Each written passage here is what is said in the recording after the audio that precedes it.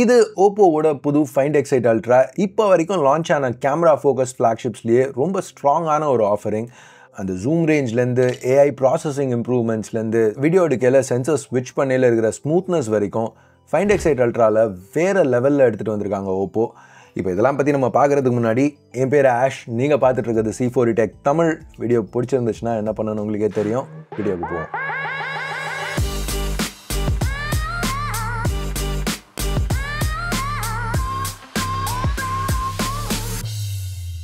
இங்கே இந்த ஸ்பெக் ஷீட்டை பார்த்தீங்கனாலே எல்லாமே ஏற்கனவே நம்ம கேள்விப்பட்ட பேருங்க மாதிரி தான் இருக்கும். அது காரணம் இந்த 1" டைப் சென்சர் எடுத்துக்கிட்டிங்கன்னா இது போன வருஷம் அவங்க யூஸ் பண்ண அதே தான். மற்ற சென்சர்ஸ் எல்லாமே கூட இன்னும் கொஞ்சம் விலை கம்மியான ஃபோன்ஸில் ப்ரைமரிஸாக மற்ற பிராண்ட்ஸ் யூஸ் பண்ணி பார்த்துருக்கோம். So on paper camera specs சூப்பராக இருக்குது. பட் இதெல்லாம் நம்ம ஏற்கனவே பார்த்துருக்கிறோம். ஆன் பேப்பர் ஒரு சைனீஸ் ஃபோனில் எல்லா ஸ்பெக்ஸ் தாறுமாறாக இருக்கும். பட் ஆக்சுவலாக நம்ம யூஸ் பண்ணலன்னு வரையில் ரிசல்ட்ஸ் எதிர்பார்த்த அளவுக்கு இருக்காது. அது காரணம் சாஃப்ட்வேர் ப்ராசஸிங் அந்த அளவுக்கு மெச்சூராக இருக்காது. பட் இந்த தடவை ஓப்போ ரொம்பவே நல்லா பண்ணியிருக்காங்க சாஃப்ட்வேர் ப்ராசஸிங்னு வரையில். இங்கே இதை எடுத்துக்கோங்களேன். உதாரணத்துக்கு Find X8 Ultraவில் 4K 60 HDR ஃபுட்டேஜ் ஷூட் பண்ண முடியும் எல்லா சென்சர்ஸையும் யூஸ் பண்ணி. So yes, selfie camera use பண்ணி கூட 4K 60 HDR ஷூட் பண்ணலாம். இப்போ நம்ம ஜூம் பண்ணி சென்சர்ஸை மாற்றினா அது ரொம்பவே ஸ்மூத்தாக இருக்குது. கிட்டத்தட்ட ஐஃபோனில் இருக்கிற அளவுக்கு ஸ்மூத்தாக இருக்குது. இங்கே அந்த EIS ஜிட்டர் பிரச்சனையும் இல்லை. ப்ராசஸிங் ரொம்ப நல்லாவே ஹேண்டில் பண்ணியிருக்காங்க. பெரிய சென்சருங்கிறதுனால பிளரிங்கும் ரொம்ப நேச்சுரலாக இருக்குது. இப்போ ஸ்டில்ஸ்னு பார்த்தீங்கன்னா 4 சென்சர்ஸ்லையும் எடுக்கிற ஃபோட்டோஸ் ரொம்ப ஈவனாக கலர் மேட்ச் ஆகிருக்கு. அந்த 1" லைட் 900 ரொம்பவே நல்லா பெர்ஃபார்ம் பண்ணுது. இமேஜஸில் டீட்டெயில் சூப்பராக இருக்குது. ஸ்கின் டோன்ஸும் ரொம்ப ஆக்யூரேட்டாக இருக்குது. இப்போ இந்த கலர்ஸ் இதை பற்றி பேசுவோமே. ஓப்போ ஒரு dedicated colour temperature sensor add பண்ணியிருக்காங்க ஸ்கின் டோன்ஸை ஆக்யூரேட்டாக மெயின்டைன் பண்ணுறதுக்கு. இதே கலர் டெம்பரேச்சர் சென்சரா ஸோ எதையாவது ஆட் பண்ணுறது எந்த யூஸும் கிடையாது அப்படின்னு நினச்சிங்கன்னா நீங்கள் நினைக்கிறது தப்பு கிடையாது. ஏன்னா அந்த ஸ்பெக் ஷீட்டை பார்க்கல நானும் அதே தான் நினச்சேன். பட் இந்த தடவை இந்த கலர் டெம்பரேச்சர் சென்சர் ஆக்சுவலாக ஒர்க் ஆகுது.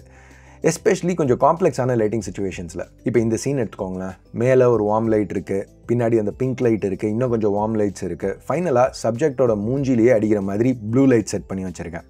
ஸோ இப்போ நீங்கள் பார்க்குற side by sides Find X8 Ultra, iPhone 16 Pro Max இது ரெண்டுத்துலையும் எடுத்தது. ஓப்போவில் அந்த கலர்ஸ் எவ்வளோ பெட்டராக இருக்குன்னு பாருங்கள். இப்போ மேலே இருக்கிற லைட்டில் உள்ள பிங்க்கும் சரி, அந்த டேபிளில் இருக்கிற ஷீட்டில் உள்ள பிங்க்கும் சரி Find X8 Ultraவில் கரெக்டாக ரீட்டைன் ஆகிருக்கு. ஐஃபோனில் இல்லை. இப்போ அந்த செவுத்தை எடுத்துக்கிட்டிங்கன்னா கூட அந்த ஸ்பாட்லைட்ஸ்லேருந்து வர வார்ம்த் Find X8 Ultraவில் கிளியராக கன்வே ஆகுது.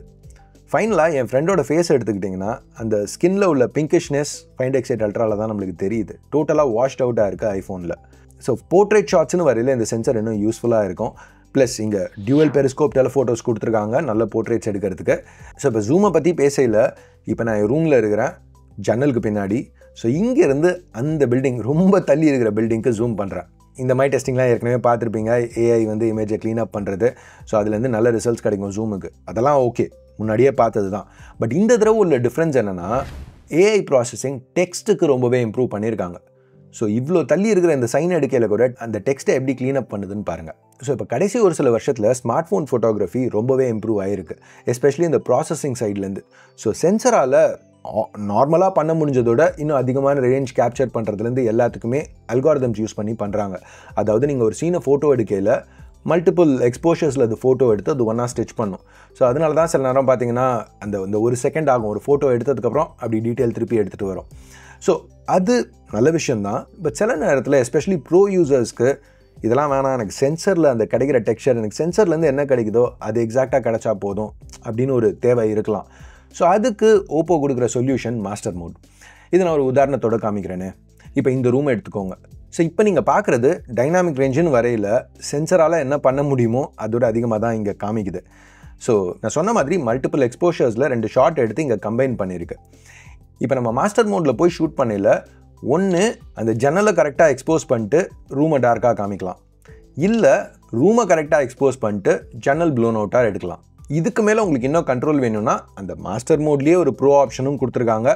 So shutter speed, ISO, white balance இதெல்லாம் வேணும்னா நம்மளே மேனுவலாக மாற்றிக்கலாம்.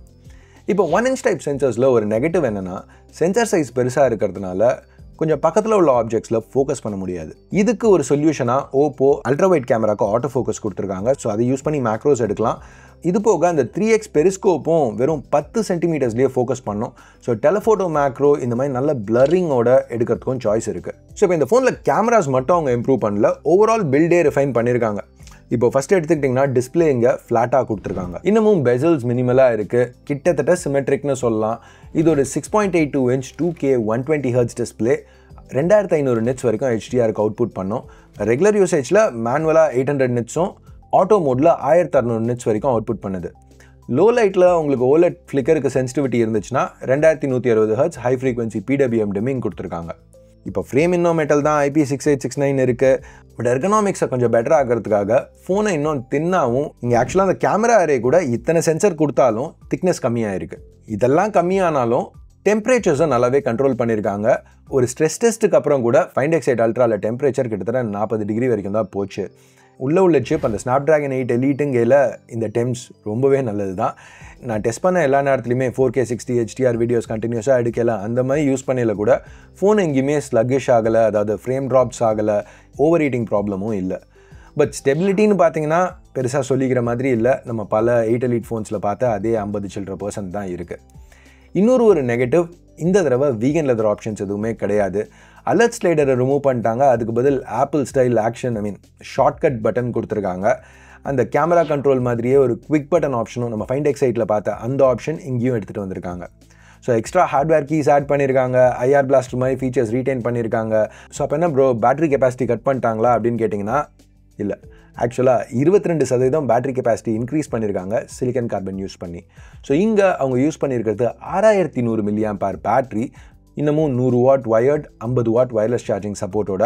இன்ஃபேக்ட் சைனாவில் ஏர்லியாக ஃபோன் வாங்கினவங்களுக்கு ஒரு MagSafe case, MagSafe power bank கொடுக்குறாங்க. நார்மலாக பாக்ஸில் ஒரு ரெகுலர் சாஃப்ட் கேஸும் 100 வாட் சூப்பர் வூக் சார்ஜரும் இன்க்ளூட் பண்ணுறாங்க. இப்போ நம்ம ப்ரைஸிங்க்கு போகிறதுக்கு முன்னாடி வீடியோ ஸ்பான்சர் ஆன்பர்னிக்கு ஒரு ஷவுட் அவுட். ஆன்பர்னிக் இப்போ புதுசாக ஒரு ஹேண்டில் லான்ச் பண்ணியிருக்காங்க, RG557. இப்போது இதுக்கு முந்தின RG556 மாடலுக்கும் இதுக்கும் நிறைய சிமிலாரிட்டிஸ் இருக்குது. இதுலேயும் அதே மாதிரி 5.5 inch AMOLED டிஸ்பிளே கொடுத்துருக்காங்க, நல்ல தரமான பட்டன்ஸ், வேறு லெவல் எர்கனாமிக், ரொம்ப கம்ஃபர்டபுளாக இருக்குது விளையாடுறதுக்கு. இங்கே மெயினாக என்ன மாறி இருக்குன்னு பார்த்தீங்கன்னா அவங்க யூஸ் பண்ணியிருக்க சிப். இந்த தடவை மீடியாடெக்கோட Dimensity 8300 யூஸ் பண்ணியிருக்காங்க. ஸோ போன ஜென்ரேஷனோட கம்பேர் பண்ணல பெர்ஃபார்மன்ஸ் ரொம்பவே இன்க்ரீஸ் ஆகிருக்கு. அது கூட 12 GB LPDDR5X ரேமும் 256 GB UFS 4 ஸ்டோரேஜும் ப்ரொவைட் பண்ணுறாங்க. எப்போவுமே மாதிரி மைக்ரோ SD சப்போர்ட்டும் இருக்குது. ஸோ திருப்பியும் ஆன்பர்னிக் ரொம்ப இன்ட்ரெஸ்டிங்கான ஒரு ரெட்ரோ ஹேண்டில் லான்ச் பண்ணியிருக்காங்க. இதை பற்றி இன்னும் தெரிஞ்சுக்கணும்னு நினச்சிங்கன்னா டிஸ்கிரிப்ஷனில் உள்ள லிங்கை செக் பண்ணுங்கள். சரி, நம்ம Find X8 Ultraக்கு வருவோம். இந்த ஃபோன் சைனாவில் 6500 யுவான்லேருந்து அவைலபிளாக இருக்குது. கன்வெர்ட் பண்ணிங்கன்னா கிட்டத்தட்ட $890. என்ன கேட்டிங்கன்னா இந்த ஓவரால் பேக்கேஜ்க்கு அது ரொம்பவே ஒரு நல்ல ப்ரைஸ் மாதிரி தான் தெரியுது. பட் விஷயம் என்னென்னா, இப்போதைக்காவது ஃபோன் சைனா எக்ஸ்க்ளூசிவாக தான் இருக்குது, குளோபலாக லான்ச் ஆகுமான்னு தெரியாது. இப்போதைக்கு பண்ண மாட்டேன்னு தான் சொல்கிறாங்க, மேபி சேஞ்ச் ஆகலாம். ஸோ எனிவேஸ் கைஸ், இதுதான் ஓப்போவோட Find X8 Ultra. ரொம்ப ஒரு பவர்ஃபுல்லான கேமரா ஃபோக்கஸ்ட் ஃப்ளாக்ஷிப் ஃபோன். இந்த ஃபோனை பற்றி நீங்கள் என்ன நினைக்கிறீங்க கீழே உள்ள கமெண்ட் செக்ஷனில் சொல்லுங்கள். ஸோ அவ்வளோதான் இந்த வீடியோ பார்த்ததுக்கு நன்றி. Ash out.